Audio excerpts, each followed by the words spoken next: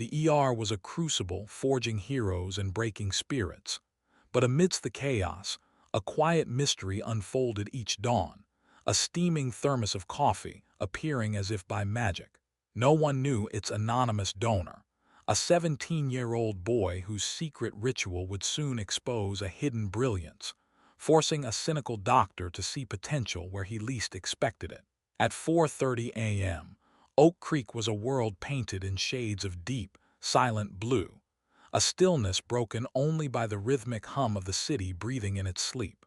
For 17-year-old Jaden, however, the day had already begun. His alarm wasn't a jarring buzz, but an internal clock honed by responsibility. He was more than a paper boy. He was the unofficial, unpaid coffee courier for the St. Jude's Regional Hospital ER. This was his private ritual, funded by quarters and dimes carefully siphoned from his meager earnings. In the small, quiet kitchen of his apartment, he would measure out dark roast grounds with a worn tablespoon, the rich, earthy aroma a stark and welcome contrast to the scent of stale worry that usually hung in the air. The old percolator would begin its familiar, comforting gurgle, a sound that was purely his. This daily act was his secret handshake with a world he desperately wanted to join. It was his way of caring for the caregivers.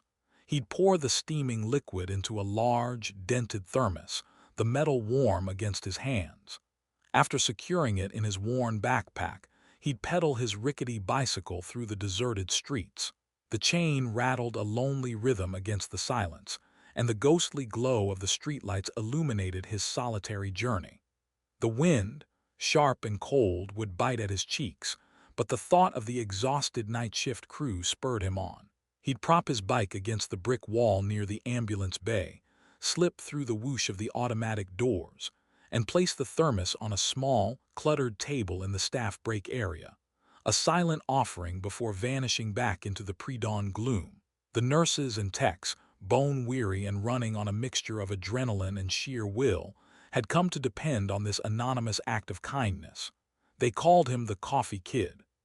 Most had never seen his face, only the silver thermos that appeared like clockwork, a beacon in their grueling shifts. Dr. Caleb Russo, a 42-year-old ER physician whose sharp eyes were shadowed with a fatigue that went soul-deep, was one of the few who had. He'd caught glimpses of a slender figure, a flash of a worn jacket. Tonight, leaning against the breakroom doorframe after a particularly brutal code, the bitterness of loss still coating his tongue, he watched the thermos appear. He didn't understand the why, but in the relentless, fluorescent-lit chaos of his world, this unsolicited act of grace was the one thing that made sense. It was a small, quiet promise that even in the longest night, someone, somewhere, still cared.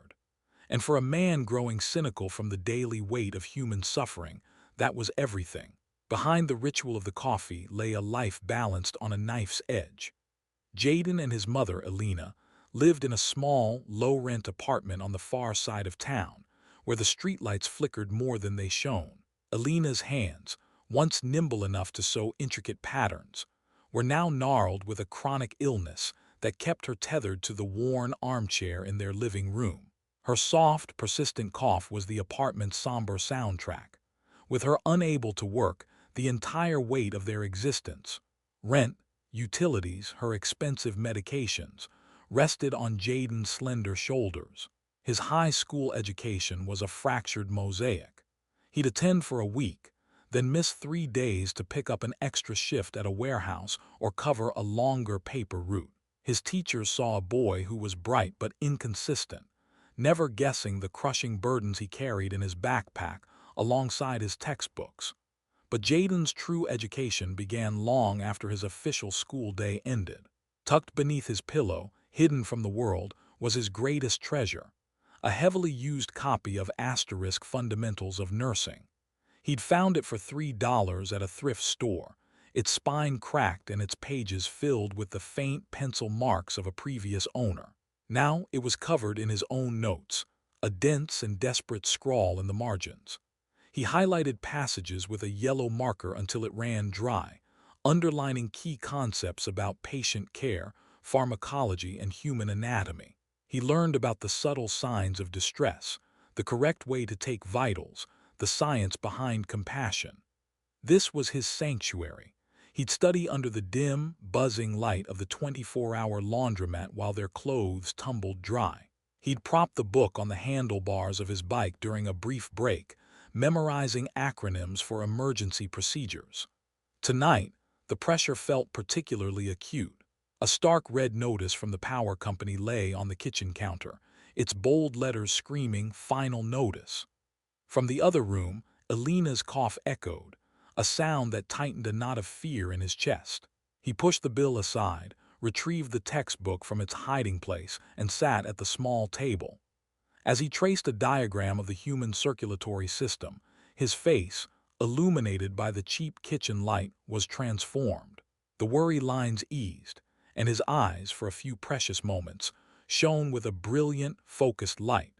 The stark, beautiful contrast of a dream thriving against the relentless onslaught of reality. It was a Tuesday night, but chaos doesn't check the calendar. The ER at St. Jude's was a war zone of healing, the air thick with the metallic tang of blood and the sharp scent of antiseptic. A multi-car pileup on the slick interstate had flooded the bays, and every available staff member was a whirlwind of motion.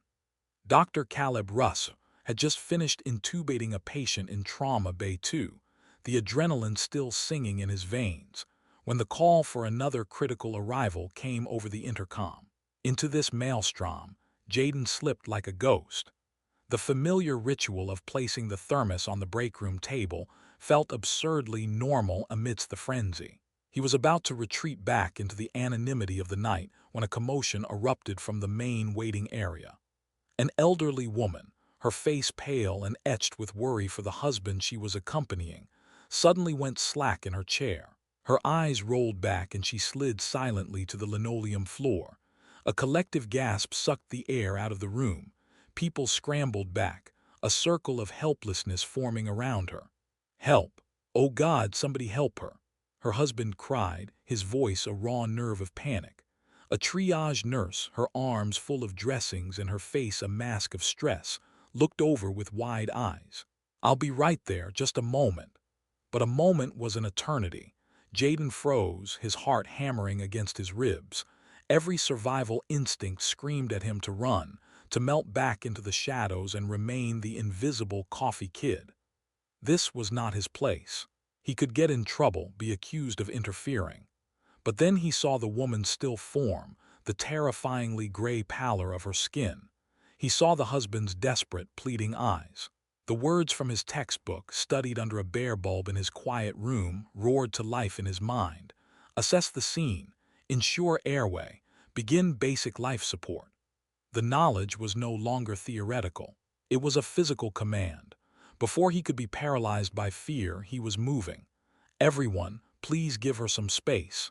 His voice was calm but carried an unexpected authority that cut through the panic. He dropped to his knees beside the woman, his movements swift and devoid of hesitation. He tipped her chin back gently, checking for obstructions. "She's breathing," he announced, his voice steady, aimed at the frantic husband. He located the carotid artery, his two fingers pressing with a confidence he didn't know he possessed, finding the weak but regular pulse. "Her pulse is steady." He then smoothly lifted her legs, propping them on his bent knee to promote blood flow to her brain, a textbook illustration brought to life. "It could be vasovagal syncope, or maybe low blood sugar," he explained, the clinical terms slipping out naturally. He looked directly at a stunned young woman nearby. "Could you please get me a juice box or a sugar packet from the front desk? Tell them it's for a possible hypoglycemic event. Please, quickly." The entire intervention took less than 30 seconds. Just as the bystander returned with a small carton of orange juice, the triage nurse and Dr. Caleb Russ finally broke through the crowd. They expected to find a patient on the floor and a panicked mob. Instead, they found order. They found a composed teenager, a kid they only knew as a shadow, calmly managing the scene with the poise of a seasoned first responder. Caleb stopped dead. His mind, which had been racing through a dozen differential diagnoses for his next patient, went completely blank. He watched as Jaden spoke softly to the now-stirring woman. He wasn't just seeing a kid helping out. He was witnessing a protocol being executed. He saw a clear-headed, methodical response that was shockingly, impossibly competent. In the middle of the ERS pandemonium, he saw a glimmer of raw, undeniable talent shining from the most unlikely source imaginable. The coffee kid was more than just kind. He was gifted. As the nurse took over, expertly administering the juice to the now-conscious woman, Jaden began to back away, his face flushed. The adrenaline was fading, replaced by a wave of self-consciousness. He had broken his cardinal rule. He had been seen. He tried to blend into the crowd to become invisible again, but a hand gently but firmly caught his arm. It was Dr. Russo. "Stay a minute," Caleb said, his voice quiet but commanding. He led Jaden away from the lingering onlookers, past the curtained bays, to a small, quiet alcove where they kept the spare EKG machines.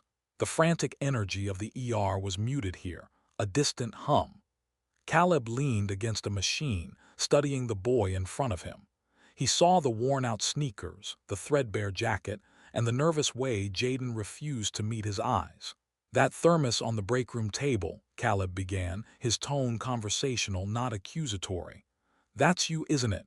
The coffee kid." Jaden just nodded, his gaze fixed on the scuffed floor tiles. "For almost a year," Caleb continued, more to himself than to Jaden, "I've always wondered." He paused, then looked directly at the boy. "What you just did back there. That wasn't a lucky guess. The terminology you used, the procedure. Where did you learn that?" The question hung in the air. Jaden swallowed hard, feeling like a fraud. "A book," he mumbled. I read a lot." Caleb's expression softened. The cynicism that usually guarded his features seemed to melt away, replaced by a genuine, probing curiosity. "A book," he gestured for Jaden to sit on a nearby stool. "Tell me about it." And for the first time, Jaden did. Hesitantly at first, then with a growing rush of words, he told this stranger everything. He spoke of the thrift store textbook, of his fascination with how the human body worked, of his dream of one day wearing scrubs not as a costume, but as a uniform. He talked about his mother, her illness, and the suffocating weight of the bills that kept his dream locked between the pages of a book. He confessed his fear of being just a paperboy forever, his potential slowly draining away with every early morning and late night of thankless work. Caleb listened, his attention absolute. He didn't interrupt. He didn't judge. In Jaden's halting, earnest confession, he heard an echo of his own past, a younger version of himself, fueled by a pure, unadulterated passion for medicine, a passion that the grueling realities of the job had chipped away at over the years. He saw in this boy's eyes a brilliant, untarnished spark. It was the very thing he thought he had lost in himself. In that quiet alcove, surrounded by the machinery of life and death, an unexpected connection was forged between the weary doctor and the hopeful boy. 3 days later, Jaden was folding the last newspaper of his route, his movements automatic, his mind still replaying the chaotic scene in the ER. He looked up and his heart gave a jolt. Dr. Russo was standing near the hospital's main entrance, dressed in a simple jacket and jeans. He looked different without his scrubs, less like an intimidating figure of authority and more like an ordinary man. Yet Jaden's stomach still twisted with a familiar knot of anxiety. Had he done something wrong? Was he in trouble for overstepping? He wheeled his bike over, the worn chain rattling nervously. "Dr. Russo." Caleb offered a small, reassuring smile that eased some of the tension in Jaden's shoulders. "Jaden, I'm glad I caught you. I was hoping I'd timed it right." He held out a plain manila envelope. "I have something for you." Jaden wiped his newsprint-stained hand on his jeans before taking it. It was light, almost weightless. He immediately assumed it was cash, a reward for helping the woman, a kind but ultimately transactional gesture. He was already rehearsing the polite refusal in his head, the words about not needing payment for doing the right thing. He opened the unsealed flap and slid the contents out. His prepared speech died on his lips. It wasn't money. It was a future. The first paper was a receipt, crisp and official from Oak Creek Community College. Stamped across the top in bold, red ink were two words that seemed to vibrate with impossible power: paid in full. Below it was the course title he had only ever allowed himself to dream about: Certified Nursing Assistant, CNA, Certification Program. His eyes darted to the total, a figure so large it made his breath catch, a sum that represented an entire mountain of newspapers delivered before dawn. His trembling fingers found a second document tucked behind it. This one was on heavy, cream-colored paper, bearing the official letterhead of St. Jude's Regional Hospital. It was a formal letter, signed in a confident dark blue script by Caleb Russo, MD, attending physician, emergency department asterisk. It was a letter of recommendation, but more than that, it was an acceptance. It guaranteed Jaden a place in the hospital's coveted clinical internship program. His heart hammered as he read the final paragraph, a detail so thoughtful it undid him completely. Dr. Russ had specifically requested that his internship hours be scheduled in the evenings, to ensure they would never conflict with the morning paper route that kept food on his family's table. Jaden looked up from the papers, his vision swimming in a film of unshed tears. The world felt silent, tilted on its axis.